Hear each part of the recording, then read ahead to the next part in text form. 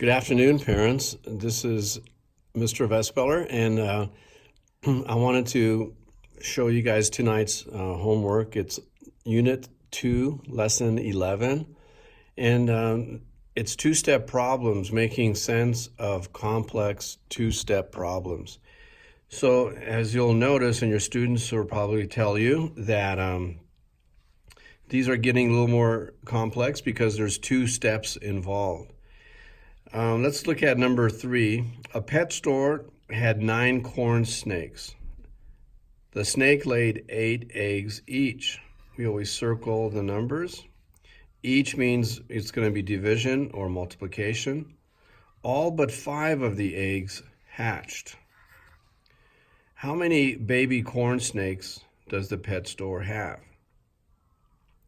So whenever you have like 3 numbers, you know it's going to be a two-step problem. When there's only 2 numbers, then you're either finding, the total, or you're finding the number of groups or the number of items in each group, or so on. But when there's 3 numbers, then it's probably going to involve 2 steps.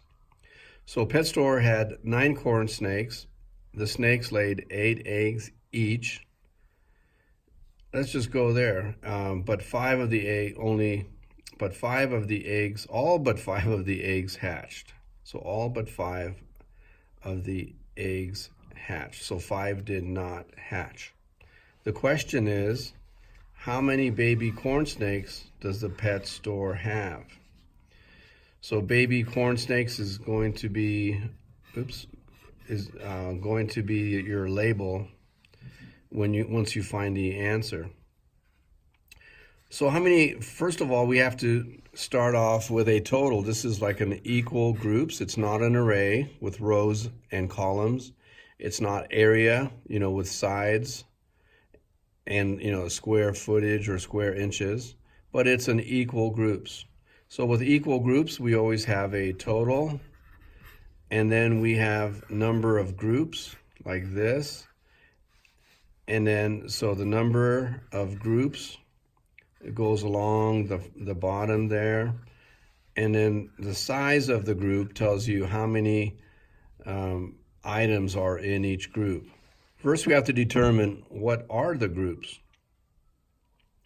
Looks like the groups are the corn snakes, and the number of items is 8.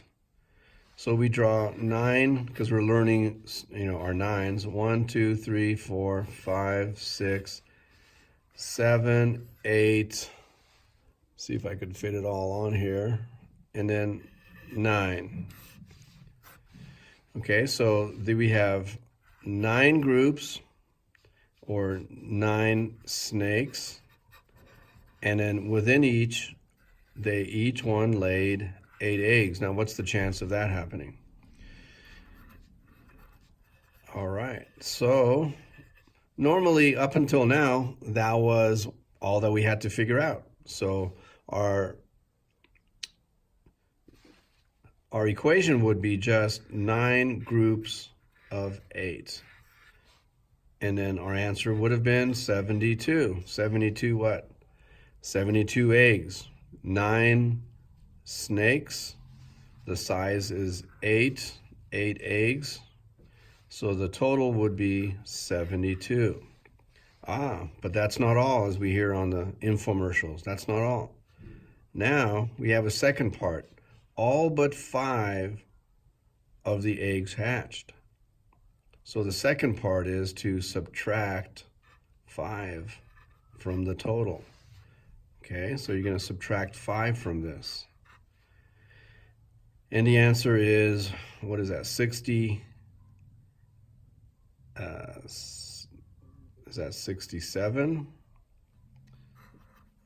Okay, so 67, so 68, 69, 70, 71, 72. Yeah, so 67 is your grand total because 5 did not.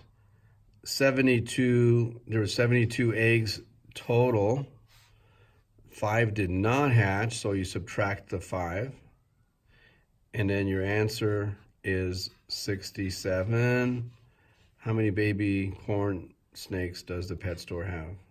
Okay, so the answer is, I'll just make it short.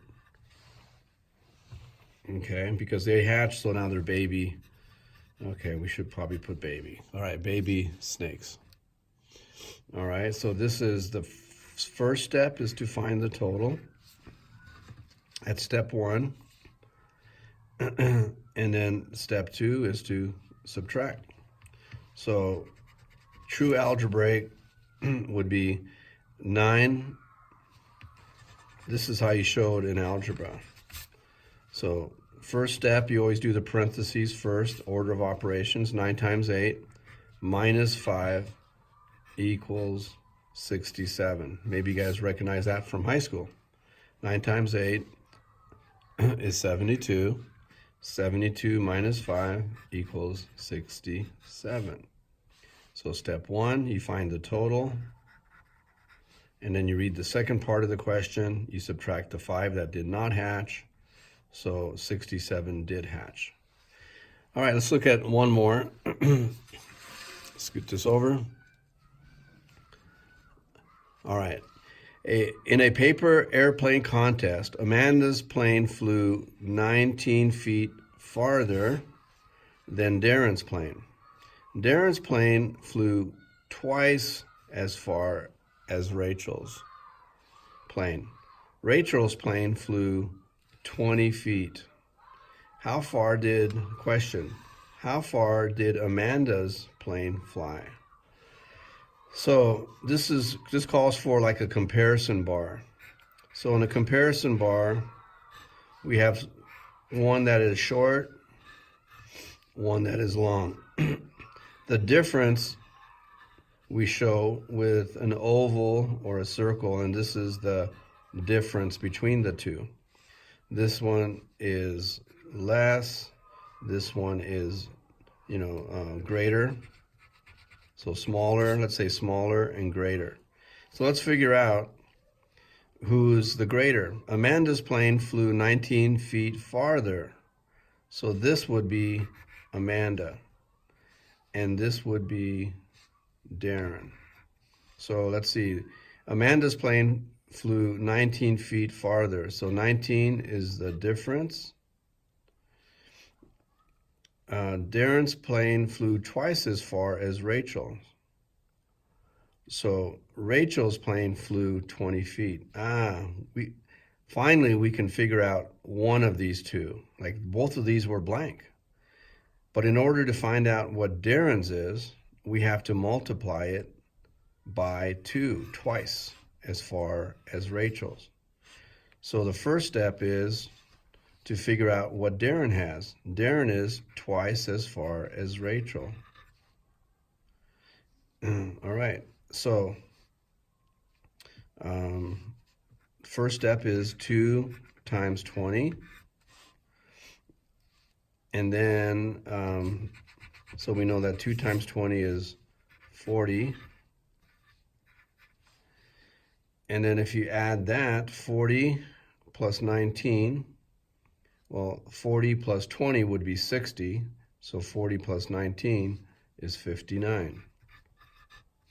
Okay, so we add the difference, and the answer is 59 feet. How far did Amanda's plane fly? Now, let's look back and see if it makes any sense. Amanda's plane flew 19 feet farther than Darren's. Okay, it flew